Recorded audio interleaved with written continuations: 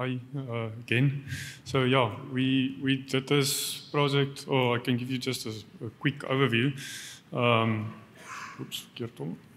Okay, so we all know what lenticel breakdown is. It's a superficial pitting that forms on the surface of the fruit.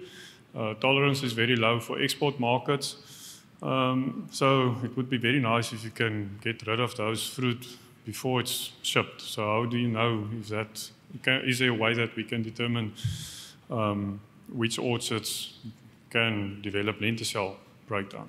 Okay, so there was a paper published in 2016 where they had a technique where they predicted the number of open lenticels on the apples by using SO2 gas. And then they correlated that with your post-storage lenticel breakdown. Okay, so very simple objective. Does the open lenticels at harvest correlate with lenticel breakdown after storage? Okay, so what we did is we did a trial over 2 seasons. We got 5 Fuji orchards in every season. And we did the SO2 test, so only a small amount of fruit. We kept aside for the test, the rest we sent into storage. So you want to use that small amount of fruit to predict open lenticels and then see what's happening on the remaining fruit after storage. Okay, so with the SO2 test, there was 2 components to it. So the first was you need to determine the open lenticels. The second is you need to do an efficacy test also, because if you don't find any open lenticels, how do you know your test worked? Okay, so we'll go through them quickly. Okay, so we placed 10 healthy fruit into a container, and then there was 3 different rates of SO2 that we applied. So we used sodium metabisulfite that you used to, 2 minutes, okay, that you used to in the SO2 sheets, and we had 2 different contact times. Very quickly, we found that only the high dose with a long contact time worked. And then after that test, you put the fruit in normal air for 24 hours. And then you measure or you count the number of open lenticels, and you calculate the number of open lenticels per square centimeter of fruit surface area. Okay, for the efficacy test, you just injured fruit with a needle. You place that in a container and you left the VR outside.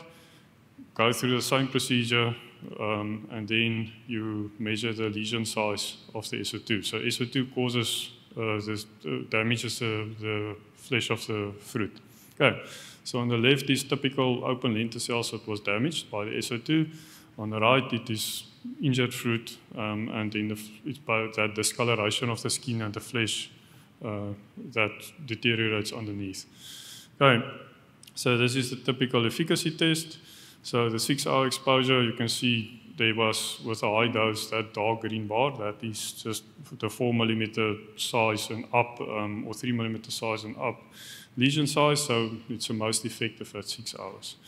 Okay, so a quick result, the number of open lenticels per square centimeters is at your x-axis, lenticel spot incidence after storage, your y-axis. We were very excited after the first season because there was a clear separation. It's too little to do any stats really on it. And then the second season, nothing happened. So, the conclusion is the SO2 test did expose the open lenticels for that matter. The initial result was positive, but then we got the second season, which didn't confirm it.